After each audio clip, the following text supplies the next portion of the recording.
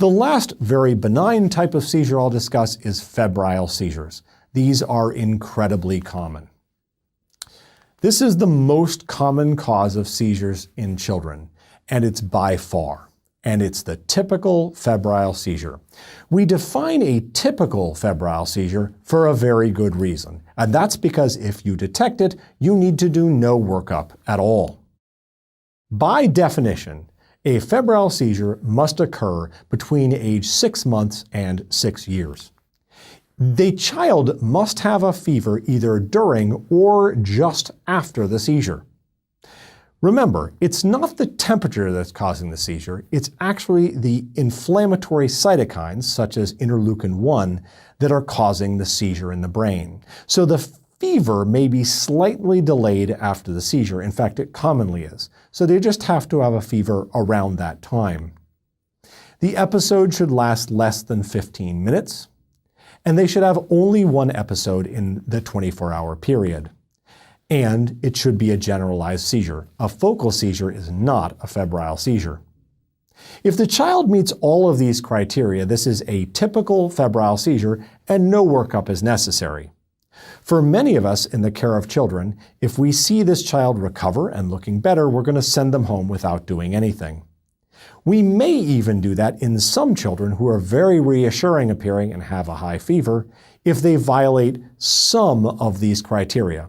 The one I allow violating the most is one episode in 24 hours. It's common for febrile seizures to violate that and for there to be 2 or 3 quick febrile seizures. Atypical febrile seizures are those seizures that violate one of these rules but are still considered to be a febrile seizure. And so children with atypical febrile seizures usually might get a brief workup or a look around to see what's going on, but we won't worry about it. Of course, if the child has a cause of fever that is concerning, you might need to treat the underlying infection or cause. What's key about febrile seizures is that antipyretics don't prevent them. In other words, telling families, use ibuprofen every time your child gets a fever, we want to prevent seizures, will not work. In fact, in children who've received that counseling, they have the same number of seizures as children who don't. So there are no negative consequences to these seizures.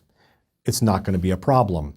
But you should counsel families about a few things. First, they do run in families. In fact, don't be surprised if at the end of the visit, somebody fesses up that when they were a kid, they also had seizures.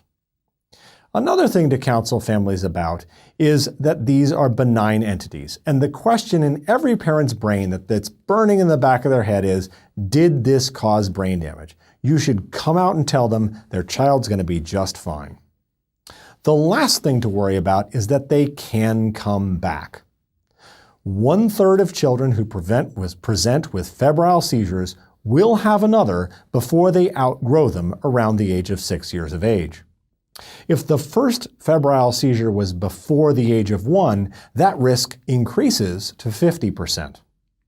So when you're seeing a family who's come in with a child who's had a first febrile seizure, it's important to counsel them about what to do if it happens again. Here's what to do if it happens again. First, make sure that child is safe. Obviously, if they're near a fireplace or in a swimming pool, we have to pull them to a safe location. Next, tell the family to check their watch. This is the last thing a family is going to do when their child is seizing, but knowing how long a seizure has gone on is very important in deciding what we need to do to fix it. So tell the family to check the time. If the seizure lasts more than 5 minutes, the family should call 911. They should not place the child in their car and drive at 100 miles an hour to the nearest ER, because if, God forbid, they had an accident, they would now have an accident and a seizing child in the back seat. So, the other reason to call 911 is in the United States, an ambulance is available probably within 5 to 10 minutes of every house in the United States. As a result, it's important to recognize that the ambulance brings with it, usually, anti-seizure medications like benzodiazepines. So the seizure can actually be stopped faster by calling 911 than by rushing to the hospital. If a child is cyanotic or blue during a seizure, the parent should call 911, even if it's only been 2 minutes. That child has respiratory suppression. But keep in mind, cyanosis in febrile seizure is very rare.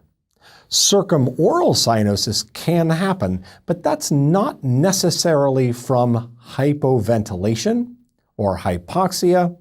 That could be from increased vascular tone in the lips, causing a decreased perfusion from an adrenal response to the seizure. If the seizures resolve within 5-minute period and the child never had cyanosis, and this is the vast majority, they can just take that child to be evaluated by the pediatrician or a local ER if the pediatrician's office is closed within the next few hours, just to make sure there's not something more going on and to make sure the child's fever is taken care of and that it doesn't reveal some sort of more important underlying infection. Remember, and this is key and might be asked, 1/3 of children will have another seizure before they outgrow febrile seizures, and half will have a seizure if their first seizure is within the first 12 months. Thanks for your attention.